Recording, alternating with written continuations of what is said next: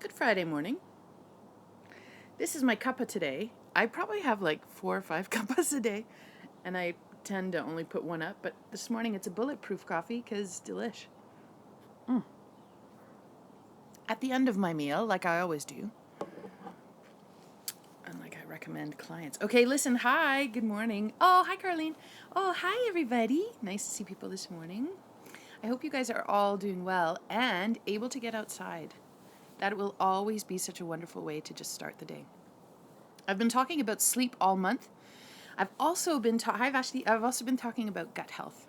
So I wanted to. I had a friend actually this morning probably, comment on the video I did yesterday, and she said, "Yeah, I've always felt this thin veil." I spoke of the thin veil yesterday, and sort of this feeling that sometimes the world can feel like it's right there, and there's not much buffer between you and the outside world. And she said, I've always felt that it feels true to me. And she says, I see it as a gift as well, because it's a chance for me to connect deeper with the plants, which I loved. And I thought, oh yeah, here I am presenting it like it's a problem, presenting it like everything about it is wrong. There are some brilliant and beautiful things that come, and I really believe, the veil is super thin this week, right? I really believe the people who are in tune with the fact that the veil is thin, me included, even though I do all the gut stuff, I think it's a gift, and I think we are here for a reason, and I don't think it's by accident that we're here. And I don't think it's by accident that we feel that veil very, very thinly. Now, I've also been thinking about this in other terms. Okay, you know how the veil is thin, right? And it sort of feels, so for those who might have missed yesterday, P.S., it's on my feed, you can watch the video.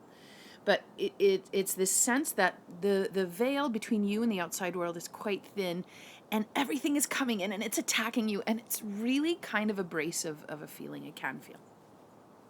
But like Lorian was saying, well, yeah, maybe it's also an invitation to go find that quiet, go sit in it, and go connect with plants, because you have that ability, because that veil is thin and you're able to see things that perhaps others who've built such a strong wall of invisibility cloak, maybe, that they can't see through. Good point. What about this? Okay, this is going to be a bit of a long diatribe, but stay with me for a second. Sorry if you have to go to work. I love you all. Okay, so I also love my scarf. Okay, so here's the deal. Your intestinal lining is one cell thick, always has been, always will be, right? So they are one cell thick, and they hang on like this. The cells of your intestinal wall hang on like this, and they hang on tight like this, and they pull the junctions together in order to make that really strong foundation layer to keep the outside world out and the inside world in. And that is, talking about your digestive tract is the outside world, and that intestinal lining is that protector, so that this is the outside world and this is the inside world, if that makes sense, right? I keep getting texts, sorry. So, there goes the morning train.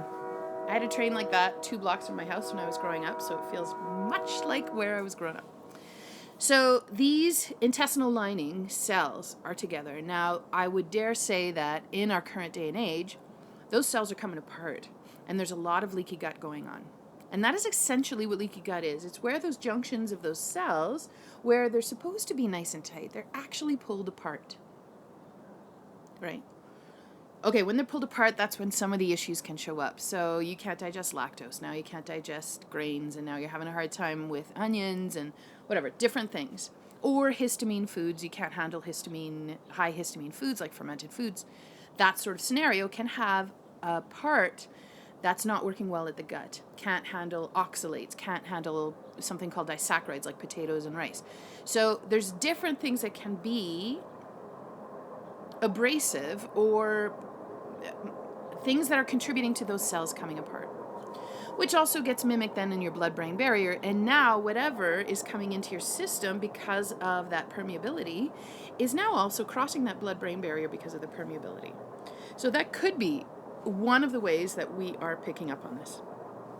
And one of the contributing factors to why the world feels so keenly like heavy right now and kind of in your face, right? Or why the veil feels so thin. What about this? I'm going to take it one step further. Are you with me still?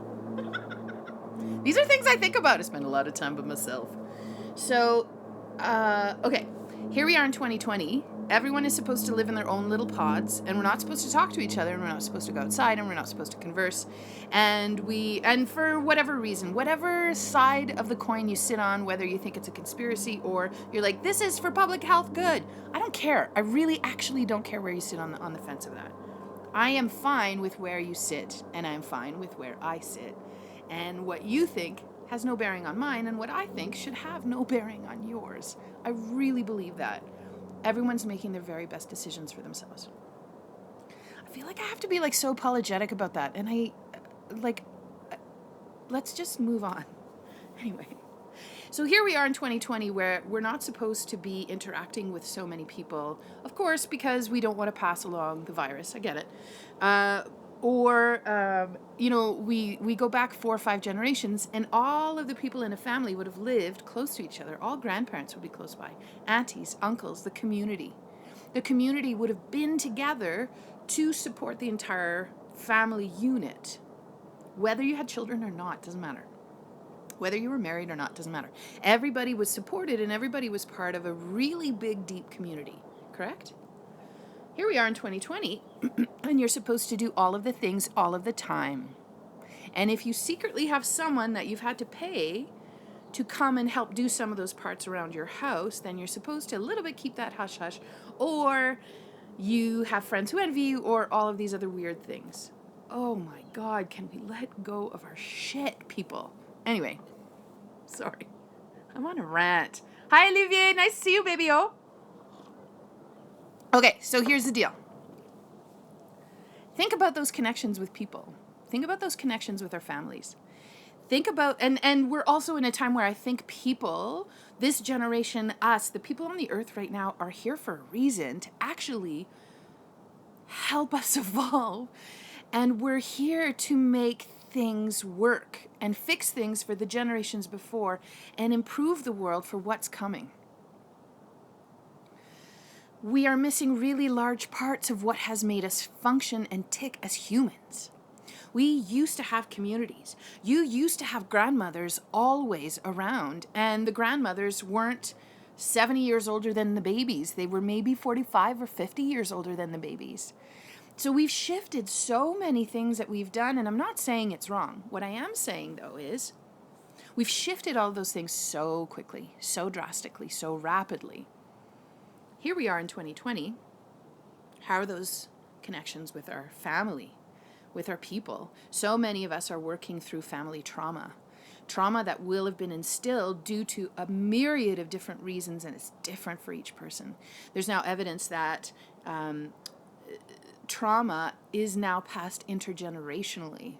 There's an impact of trauma on the hypothalamus, and that it influences baby's development in womb if mom's got a history of trauma. There's now, I love Dr. Christiane Northrup. She talks about when women are pregnant with their babies, say like when I was pregnant with Eliza. So she's in me, right? I'm pregnant, obviously. But Eliza has, I think it's 4 months old of gestation in the womb, she's developing her own eggs, right? She now has her eggs with her, all of her eggs that she'll need for her entire life. Those, my grandbabies, were inside of Eliza, inside of me.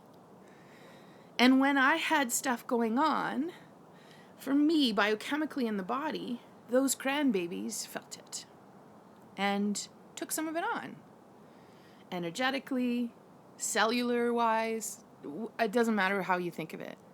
How is that not going to impact the eggs that are in there? So I find that absolutely marvelous and fascinating. And how can we deny that we're not all connected, guys? How can we not think we are all one? We're all one. We are all one. Stop. Oh, God, sorry, I wasn't going to do this. Yeah. Stop separating. Stop pulling apart. The gut is mimicking what's happening. The leaky gut is mimicking our connections to people. The thin veil is showing up as a gift for us to explore and see. So while I hate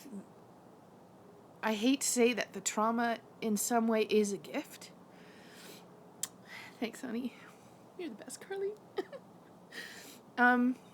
You influence a lot of how I think. Anyway, so the history of trauma, while I don't love it, I'm going to be really honest, I think it's really shitty.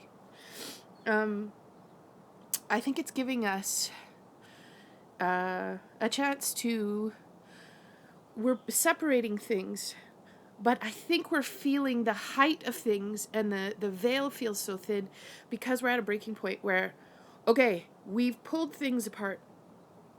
It's now time to bring it back together.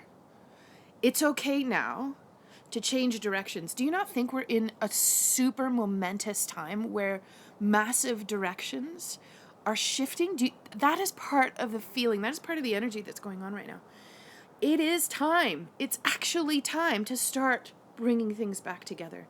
It's time to look at our shit. It's time to look to others and to say, hi, I see you. I see you. I see you working hard, showing up and being. And I love you. So that's my message for you today. I don't know. It's super deep. Those are the things I think about. Yeah, I'm in nutrition, but fuck, I'm a human. Sorry for swearing. I'm from Northern Ontario. I swear a lot. Anyway.